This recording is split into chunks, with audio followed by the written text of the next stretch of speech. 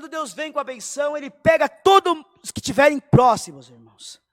Se Deus abençoar um país, por isso que devemos orar pelos que estão sobre nós.